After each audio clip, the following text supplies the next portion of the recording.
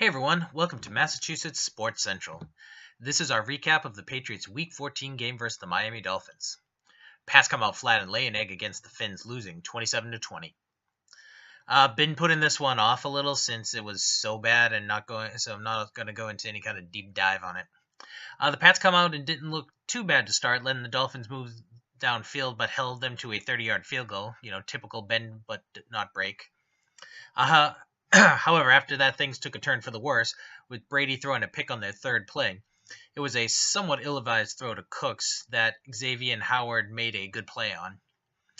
The Finns started at their own 40 and didn't get that many yards and were held to a 44-yard field goal, so not too bad again. Next drive, the Pats went 3 and out and punted. The Dolphins didn't do much and punted it back to the Pats on the first play of the second quarter, but we have our first cringeworthy stat of the day. Miami beat them 13 minutes and 32 seconds to a minute 28 in time of possession in the first quarter. Teams exchange a couple more punts, then the Pats finally get a little something going. Brady hits 3 passes, and Cooks gets a big pass interference penalty, and then Burkhead caps it with a 3-yard TD run. This was the high point of the night for the Pats with a 7-6 lead and the only highlight for the running game. On the next drive, Smokin' Jay Cutler went out and completed 4 or 5 passes, a 17-yarder, then a 47-yard pass, and an 8-yarder, and then finished off with a 5-yard pass to Jarvis Landry for the go-ahead touchdown. The Pats did get the ball back for one more possession and did do what they usually do and did drive down the field. They did stall out at the Miami 28, but added a 46-yard field goal with just 2 seconds left to pull to 13-10 at the half. While surprising after such a poor half, they were only down 3, so most of Pats Nation surely assumed that they would make some adjustments and come out strong in the second half, especially since they were getting the ball first.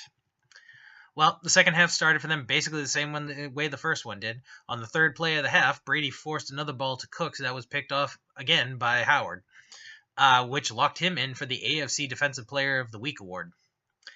This time the defense wasn't able to keep them out of the end zone when 5 plays later, Cutler nails Grant for a 25-yard touchdown pass. The Pats went out quickly again, and things totally went off the rails at that point, with the Finns driving down the field and Cutler nailing Landry for his second touchdown of the night to make it 27-10.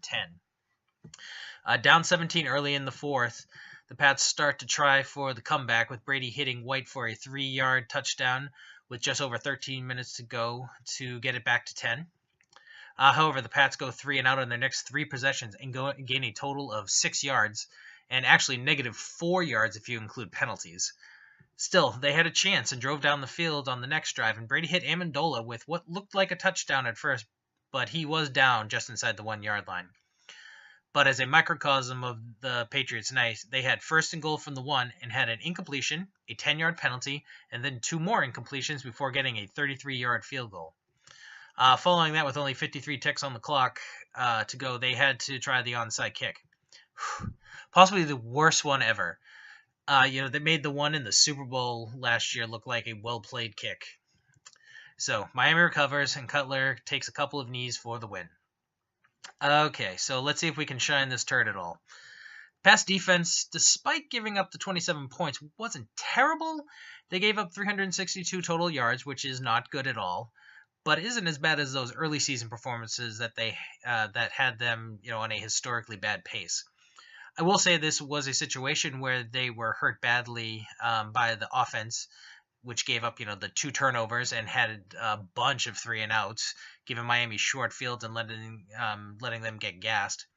Time of possession did even out a bit after the huge gap in the first quarter we talked about, but Miami still had the ball for over 36 minutes, and Pats also went 0 for 11 on third downs, making the first game since 1991 they didn't convert at least 1 third down. That was back in the glory days of the legendary Hugh Millen.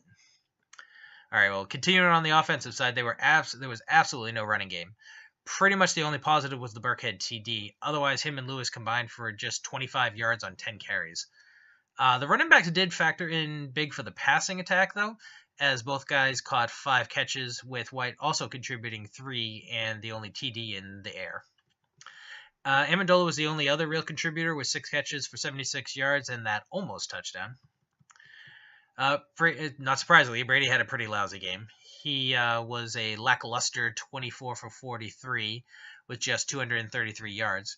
He did have a touchdown pass, but also had those 2 picks as well. Even with his worst game of the season, Brady continues leading the league in completions with 324 and yards with 3,865.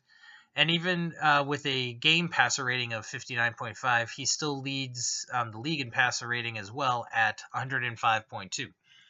He also remains second in completion percentage at 67.4. But the gap that he had in all of those is a lot smaller than they were a couple weeks ago.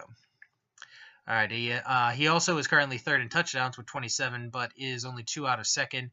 And with the unfortunate injury to Wentz, there is a decent chance he will pass him before the end of the year, as well as he's only 6 behind. The Pats have their biggest game of the season in Week 15 as they play the Steelers in Pittsburgh for what will most likely determine who will be the number 1 seed in the AFC. Thanks for watching, and please like, comment, and share the videos, and subscribe to our channel. You can also follow us on other social media. Facebook and Twitter are both @MA Sports Central. Thanks, and we will see you soon.